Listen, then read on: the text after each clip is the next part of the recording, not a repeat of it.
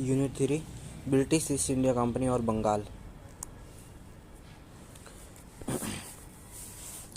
मुगलकालीन बंगाल में आधुनिक पश्चिम बंगाल, बांग्लादेश, बिहार और उड़ीसा शामिल थे। बंगाल में डच, अंग्रेज व फ्रांसीसियों ने व्यापारिक कोठियाँ स्थापित की थी, जिनमें हुगली सर्वाधिक महत्वपूर्ण थी। 1651 ईस्वी में शाह शुजा से अनुमति लेकर ईस्ट इंडिया कंपनी ने बंगाल में हुगली में अपने प्रथम कारखाने की स्थापना की। 1670 से 1700 ईस्वी के बीच बंगाल में अनाधिकृत अंग्रेज व्यापारियों, जिन्हें इंटरलोपर कहा जाता था, उन्होंने जो कंपनी नियंत्रण से मुक्त होकर व्यापार किया, जो अंग्रेज़ों व मुगलों के बीच संघर्ष का कारण बना। अलीवर्दी खान ने कलकत्ता व चंद्रनगर में अंग्रेज़ों व फ्रांस की किलेबंदी का विरोध किया। उसके बाद बढ़ते सिराजुद्दौला 1754 से 1757। 1754 में अलीवर्दी खान की मृत्यु के बाद उसका नाती सिराजुद्दौला बंगाल का नवाब बना। सिराजुद्दौला का वास्तविक नाम मिर्ज़ा मुहम्मद था। सिराज के विरोधियों में पूर्णिमा का नवाब और शौकत जंग, चचेराबाई, सिराज की मौसी घसीटी बेगम व सेनापति मीर जाफर अलीवर्दी खान का बहनोई प्रमुख थे। सिराज ने अक्टूबर 1756 ईस्वी में मणिहारी के युद्ध में पूर्णिया के शौकत जंग को पराजित कर उसकी हत्या कर दी। सिराज ने अपनी मौसी घसीटी बेगम को बंदी बना लिया व मीर जाफर की जगह मीर मदान को सेनापति नियुक्त किया। फर्रुख शेर द्वारा दिए गए दस्तक का कंपनी के कर्मचारियों द्वारा अपने निजी व्यापार के लिए दुरुपयोग किया जाता था, ठीक है। और कंपनी ने नवाब सिराजुद्दौला के विरोधियों के साथ मिलकर षड्यंत्र रचना शुरू कर दिया। कंपनी ने फोर्ट विलियम के बिना इजाज़त की किलेबंदी भी कर ली। इन सबसे कंपनी व सिराज के रिश्तों में कड़वाहट आ गई। कंपनी द्वारा फोर्ट विलियम की किलेबंदी, बगोड़े कृष्ण वल्लभ को शरण देना, सिराज के विरोधियों के साथ मिलकर षड्यंत्र रचना, सिराज को नजराना न भेजना एवं सिराज को कासिम बाजार में घुसने न देना कंपनी और सिराजुद्दौला के बीच रिश्तों में कड़वाहट के कारण थे। 15 जून 1756 ईस्वी को नवाब सिराजुद्दौला ने कलकत्ता पर आक्रमण किया। कलकत्ता के गवर्नर रॉजर ड्रेक ने फुल्टा टापू पर शरण दी। सिराजुद्दौला ने कलकत्ता का नाम अलीनगर कर दिया और मानिक चंद को किले का प्रभारी बनाया।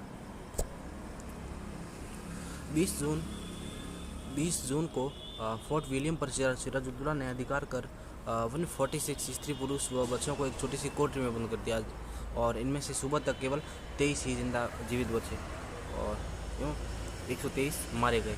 अंग्रेज इतिहासकार इसे काल कोठरी की त्रासदी, ब्लैक हॉल ट्रेजेडी कहते हैं। अंग्रेज इतिहासकार हॉलवेल भी इस त्रासदी में जीवित रहे 23 व्यक्तियों में से एक थे। 23 व्यक्ति जितने बचे थे। हॉलवेल ने अपनी पुस्तक अलाइव द वंडर में काल कोठरी त्रासदी का उल्लेख किया है। अक्टूबर 1756 ईस्वी में कंपनी ने मद्रास के रॉबर्ट क्लाइव के नेतृत्व में एक सैन्य अभियान कलकत्ता भेजा, जिसमें एडमिरल वाटसन क्लाइव का सहायक था। क्लाइव ने कलकत्ता पर पुनः अधिकार कर लिया। नवाब के प्रभारी अधिकारी मानिक चंद ने घूस लेकर कलकत्ता अंग्रेजों को सौंप दिया। अलीनगर की संधि 9 फरवरी 1757 को कंपनी व सिराज के मध्य हुई। इसके अनुसार सिराज ने कंपनी को मुगल बादशाह द्वारा दी गई सभी व्यापारिक सुविधाओं को स्वीकार कर लिया। अंग्रेज फैक्ट्रियों को वापस करते हुए 3 लाख रुपए युद्ध का हर्जाना भी दिया। अंग्रेजों को कलकत्ता की किलेबंदी व सिक्के डालने का अधिकार भी इस संधि में दिया गया। अब अंग्रेजों ने मुर्शिदाबाद में सिराजुद्दौला के स्थान पर किसी कठपुतली नवाब को बैठाने की योजना बनाई। कंपनी ने सिराज के विरोधियों मीर जाफर, राय दुर्लभ, यार लतीफ़ खां, जगत सेठ, बैंकर व अमित चंद से मिलकर मीर जाफर को अगला नवाब बनाने का षड्यंत्र रचा। अमित चंद ने षड्यंत्रकारियों एवं कंपनी के मध्य 1757 ईस्वी में गुप्त समझौता करवाया। मुगल सम्राट मुहम्मद शाह रंगीला ने फतेह चंद्र को दूसरे जगत सेठ की उपाधि दी और जिसकी मृत्यु 1744 ईस्वी में हो गई। मीर कासिम ने 1763 ईस्वी में तीसरे जगत सेठ की हत्या करवा दी।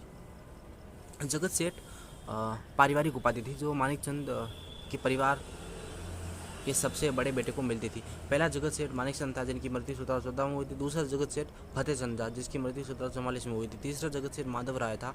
माधव राय व उसके चचेरे भाई स्वरूप चंद की हत्या 1763 में मीर कासिम ने मुंगेर में कर दी। चौथा जगत सेठ कुशल चंद था, जो माधव राय का बेटा था।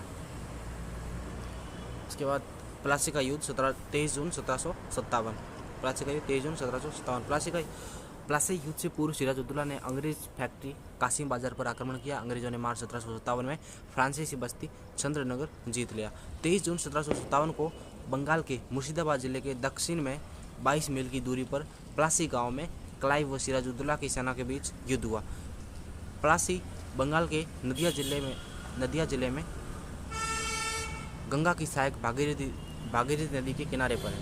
मीर जाफर, यार लतीफ़ खां और राय दुर्लभ ने नवाब की सेना में विश्वासघात किया। इन्होंने बिना लड़े ही मैदान छोड़ दिया। नवाब के वफादार मीर मदान व मोहनलाल लड़ते हुए मारे गए। सिराजुद्दौला को मीर जाफर के महल जाने की सलाह दी। सिराज युद्ध मैदान छोड़कर पालकी में बैठकर महल में चला गया। उसकी मीर जाफर के बेटे मीर ने मोहम्मद बेग से सिराजुद्दौला की हत्या करा दी। 23 जून 1757 को मीर जाफर बंगाल का नवाब बना। इसे बंगाल की प्रथम क्रांति कहा गया। मीर जाफर, मीर बख्शी, अमीर चंद धनी व्यापारी और जगत सिंह बंगाल के बैंकर का माधव राय और मानिक चंद कलकत्ता का अधिकारी, खादिम खान नवाब की सेना का कमांडर आदि नवाब सिराजुद्दौला के खिलाफ षड्यंत्र रचने वाले प्रमुख षड्यंत्रकारी थे। प्लासी के युद्ध से अंग्रेजों को भारत का सबसे समृद्ध प्रांत हाथ लगा व बंगाल की लूट से अंग्रेजों ने भारत में अपने साम्राज्य की जड़ें जमाई। प्लासी के बाद बंगाल का नवाब कंपनी के हाथों या अंग्रेजों के हाथों, ईस्ट इंडिया कंपनी के हाथों कठपुतली बन गया। प्लासी की लड़ाई एक स्थायी दुख भरी रात थी। ये किसने कहा है? नवीन चंद्र सेन ने कहा है। कवि सुब्रमण्यम भारती ने प्लासी को दुख भरी रात कहा। और प्लासी की विजय विश्वासघात थी। पी रॉबर्ट्स ने कहा। पन्नीकर के शब्दों में प्लासी एक सौदा था जिसमें बंगाल के धनी लोगों और मीर जाफर ने नवाब को अंग्रेजों को बेच दिया। बंगाल ने अपनी स्वतंत्रता बख्तियार खिलजी के कारण खोई थी, न कि प्लासी के युद्ध के कारण। ये बंकिम चंद्र चटर्जी कहते हैं कि बंगाल ने अपनी स्वतंत्रता बख्तियार खिलजी के कारण खो थी, न कि प्लासी युद्ध के कारण। तो इसका भी कोई विस्तृत गहन अर्थ है। प्लासी के युद्ध में सिराजुद्दौला आंतरिक साजिशों व विश्वासघात से पराजित हुआ, लेकिन पराजय का प्रमुख कारण क्लाइव की कूटनीति मानी जाती है। इंग्लैंड के प्रधानमंत्री पीट ने क्लाइव को स्वर्ग से उत्पन्न सेनानायक या ईश्वर का कृपा पात्र सेनापति बताया था। प्लासी के युद्ध ने भारत में ब्रिटिश प्रभुत्व को प्रारंभ किया था। प्लासी युद्ध के समय बंगाल का गवर्नर रोजर ड्रैग था। प्लासी के युद्ध से बंगाल का गवर्नर कौन था? रोजर ड्रैग था। ये इंपॉर्टेंट है। प्लासी के युद्ध के समय बंगाल का गवर्नर रोजर ड्रैग था और ब्रिटिश सेना का जो नेतृत्व है वो किसने किया था? क्लाइव ने किया था। रोजर ड्रैग कौन था? गवर्नर था। ठीक है। और प्लासी युद्ध के बाद अंग्रेजों ने बंगाल के नवाब के पद को बनाए रखा, क्योंकि वे सोचते थे कि अभी तक नई व्यवस्था उनके हितों के साथ अनुकूल नहीं हुई है, परिस्थिति उनके अनुकूल नहीं थी। उसके बाद मीर जाफर 1757 से 1760 तक। मीर जाफर को क्लाइव ने 28 जून 1757 को बंगाल का नवाब बनाया। मीर जाफर ने कंपनी को 24 परगना की जमींदारी नवाब बनाने के उपलक्ष्य में पुरस्कार स्वरूप दी व मुगल बादशाह आलमगीर द्वितीय से क्लाइव को उमरा की उपाधि दी। प्लासी के युद्ध के बाद 1757 ईस्वी में क्लाइव को बंगाल का गवर्नर बनाया और क्लाइव ने अपने जीवन की शुरुआत कंपनी में एक कलर के रूप में की थी। 1751 ईस्वी में द्वितीय कर्नाटक युद्ध के समय अर्काट के घेरे से क्लाइव को प्रसिद्धि मिली। ठीक है। और बंगाल के सभी फ्रांसीसी व्यक्तियों को मीर जाफर ने अंग्रेजों को सौंप दिया। मीर जाफर को क्लाइव का गिद्दड़ जैकोल कहा जाता है। और मीर जाफर ने अंग्रेजों को 1757 से 1760 ईस्वी के बीच 3 करोड़ रुपए घूस में दिए। अब क्लाइव को भी ढेर सारी भेंट दी। मीर जाफर के सामने कलकत्ता काउंसिल के सदस्य हे एवं अमायत ने 11 सूत्री मांगे रखी थी। मीर जाफर के शासनकाल में अंग्रेजों ने अपनी नीति में एक महत्वपूर्ण परिवर्तन किया और धीरे धीरे शनै नवाब के अधिकारों को समाप्त करना।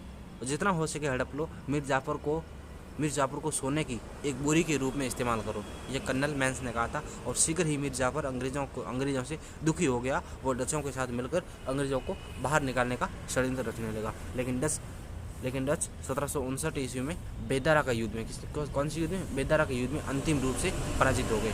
और 1760 ईस्वी में बंगाल के नए गवर्नर वैंसी टाट ने मीर जाफर के स्थान पर मीर कासिम को नवाब बनाया। इस घटना को बंगाल की दूसरी क्रांति के नाम से भी जाना जाता है। इसको बंगाल की दूसरी 1760 में। और 27 सितंबर 1760 ईस्वी को कंपनी व मीर कासिम के बीच समझौता हुआ, जिसके अनुसार मीर कासिम ने कंपनी को बर्दवान, मिदनापुर, चटगांव के जेल देना स्वीकार किया तथा सिलहट, आसाम के सिलहट के चूना व्यापार में कंपनी को आधा भाग दिया एवं दक्षिणी अभियानों में अंग्रेजों को 5 लाख रुपए देने का वादा किया। मीर कासिम 1760 से 1763 ईस्वी।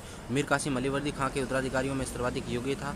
उसने नवाबी प्राप्त करने के बाद बंगाल के गवर्नर वेंसीटार्ड को 5 लाख हॉलवेल को और 2,70,000 रुपये दिए इनको, और कंपनी के अन्य अधिकारियों को भरपूर मात्रा में धन दिया। मीर कासिम अंग्रेजों के हस्तक्षेप से बचने के लिए अपनी राजधानी को मुर्शिदाबाद से मुंगेर ले गया, क्योंकि मुर्शिदाबाद में अंग्रेजों का दबदबा था। मीर कासिम ने राजस्व प्रशासन में भ्रष्टाचार को समाप्त करने व आय बढ़ाने के कई उपाय किए। उसने बिहार के नायब सूबेदार राम नारायण को बर्खास्त कर उसकी हत्या करवा दी, क्योंकि वो बिहार की आय व्यय का ब्यौरा नहीं दे रहा था। मीर कासिम ने गुरगिन खां नामक आर्मेनियम के नियंत्रण में सेना को यूरोपीय ढंग से प्रशिक्षित किया।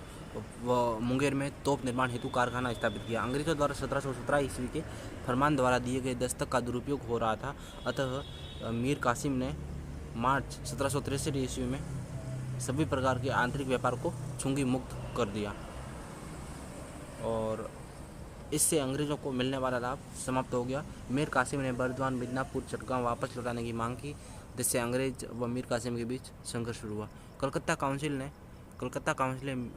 ने मीर कासिम से बातचीत के लिए अपने सदस्य हे व अमायत को भेजा, लेकिन मीर कासिम ने हे को बंदी बना लिया और अमायत की हत्या करवा दी। मीर कासिम ने गवर्नर को लिखा कि आपके भद्र पुरुष इस प्रकार व्यवहार करते हैं, देश में गड़बड़ी फैलाते हैं और लोगों को लूटते हैं, मेरे अधिकारों का अनादर करते हैं। कंपनी ने जुलाई 1763 ईस्वी में मीर कासिम को बर्खास्त कर मीर जाफिर को दोबारा नवाब बनाया। जुलाई 1763 ईस्वी में मीर कासिम को मेजर एडम्स ने करवा नामक स्थान पर पराजित किया। इसके बाद गिरिया व उधोनला के युद्ध में भी मीर कासिम अंग्रेजों से पराजित हुआ, अतः मीर कासिम मुंगेर छोड़कर पटना चला गया। 1763 ईस्वी में पटना में हुए हत्याकांड में मीर कासिम ने बहुत से अंग्रेजों 148 अंग्रेजों को मार दिया। अंग्रेजों को मारने का कार्य मीर कासिम के आदेश पर जर्मन अफसर वॉल्टर रेहेनहॉर्डन ने पूरा किया, जो सुमरू के नाम से भी जाना जाता है। दिसंबर 1763 ईस्वी में मीर कासिम ने अवध में शरण ली। उसके बाद बक्सर का युद्ध। मीर कासिम ने मुगल सम्राट शाह आलम द्वितीय व बंगाल नवाब शुजा-उद-दौला के साथ मिलकर अंग्रेजों के विरुद्ध एक सैन्य गठबंधन बनाया व तीनों की संयुक्त सेना ने 23 अक्टूबर 1764 ईस्वी को बक्सर, जो कि बिहार के आरा जिले में स्थित है, उसके मैदान में हेक्टर मुनरो के नेतृत्व में वाली अंग्रेज सेना से मुकाबला किया। इस समय बंगाल का गवर्नर कौन था? वेंसीटार्ड था। वह एवं अंग्रेज सेना का नेतृत्व प्रारंभ में कॉर्नक ने किया था। कॉर्नक ने किया था, लेकिन वह भाग गया, तब हेक्टर मुनरो ने नेतृत्व किया। अंग्रेजों, ठीक है, पहले इसने किया था कॉर्नक, उसके बाद हेक्टर मुनरो आया। शुरू से हेक्टर मुनरो नहीं था, ठीक है, पूछ गए तो। अंग्रेजों ने युद्ध से पहले अवध की सेना के असद खां व रोहतास हरियाणा के सूबेदार साहूमल व जैनुल आबदीन को रिश्वत देकर अपनी तरफ मिला लिया। बक्सर विजय से अंग्रेजी सत्ता सर्वोच्च रूप से स्थापित हुई। बक्सर का युद्ध प्लासी के युद्ध से अधिक महत्वपूर्ण था। बक्सर के युद्ध ने प्लासी के निर्णय पर मुहर लगा दी। बक्सर एक ऐसा निर्णायक युद्ध था जिसने अंग्रेजों के भारत में प्रभुत्व को संस्थापित किया था, और बक्सर के युद्ध से अंग्रेजों की भारतीयों पर सैनिक श्रेष्ठता भी सिद्ध होती है, जबकि प्लासी अंग्रेजों की कूटनीति का परिचायक था।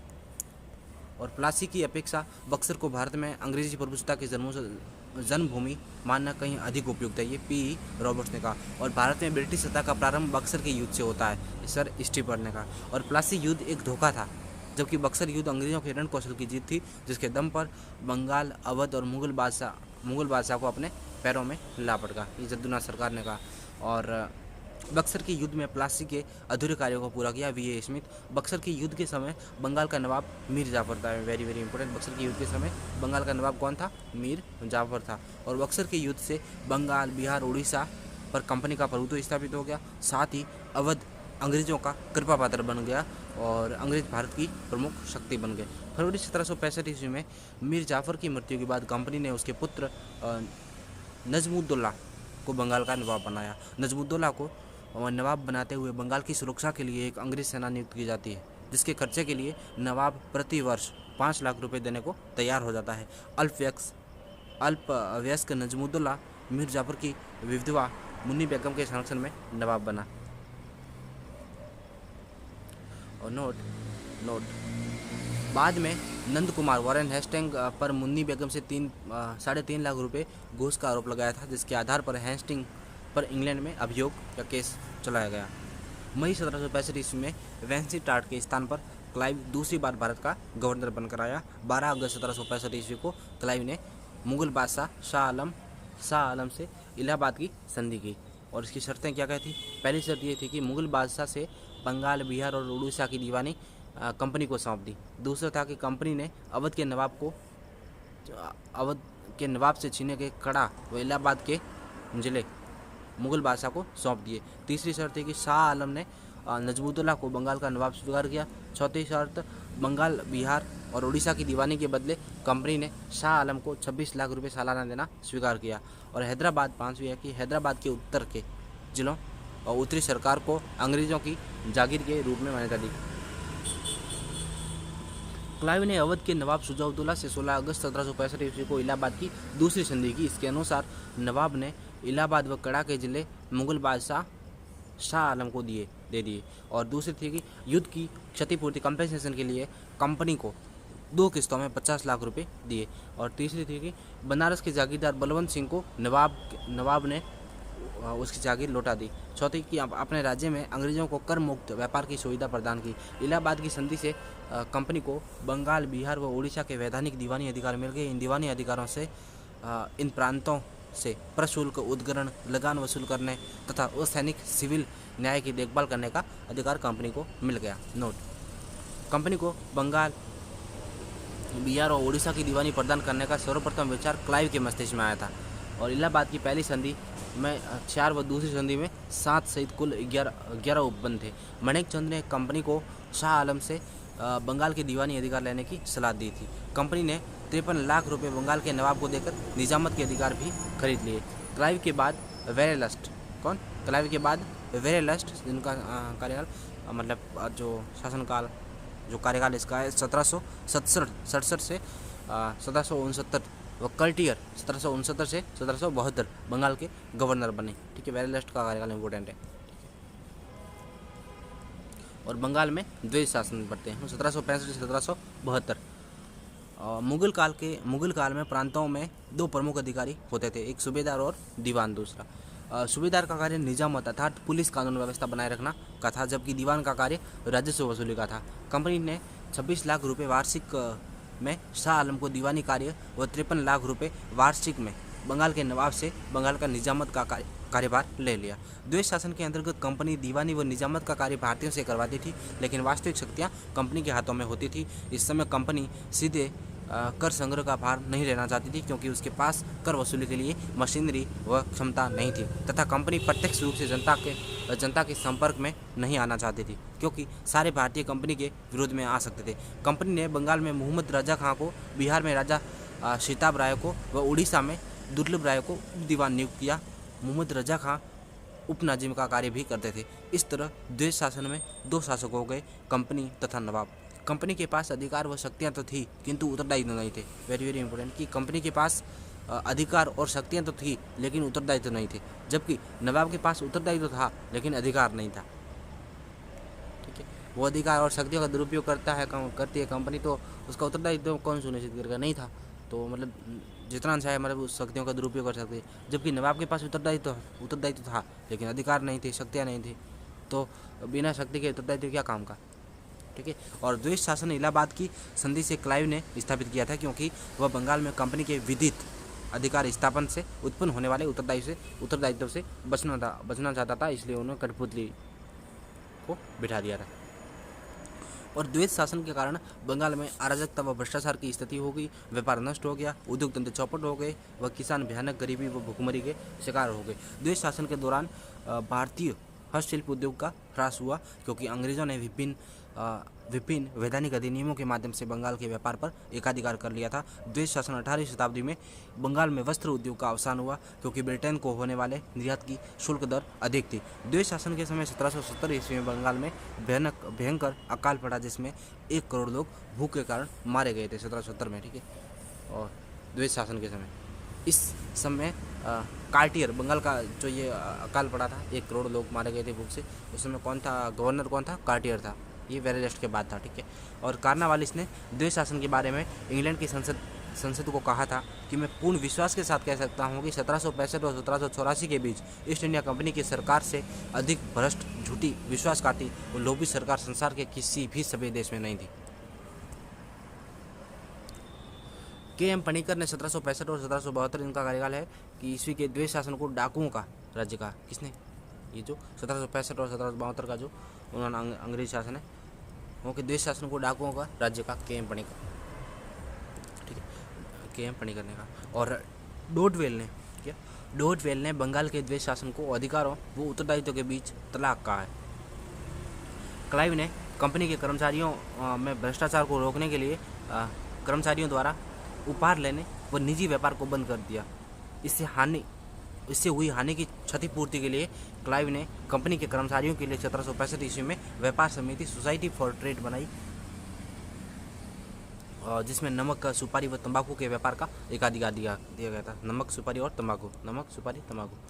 और 1768 ईस्वी में सोसाइटी फॉर ट्रेड को समाप्त कर दिया गया। और क्लाइव के समय मुंगेर व इलाहाबाद के अंग्रेज सैनिकों ने दोहरे भत्ते को बंद करने के विरोध में सामूहिक त्यागपत्र की धमकी दी।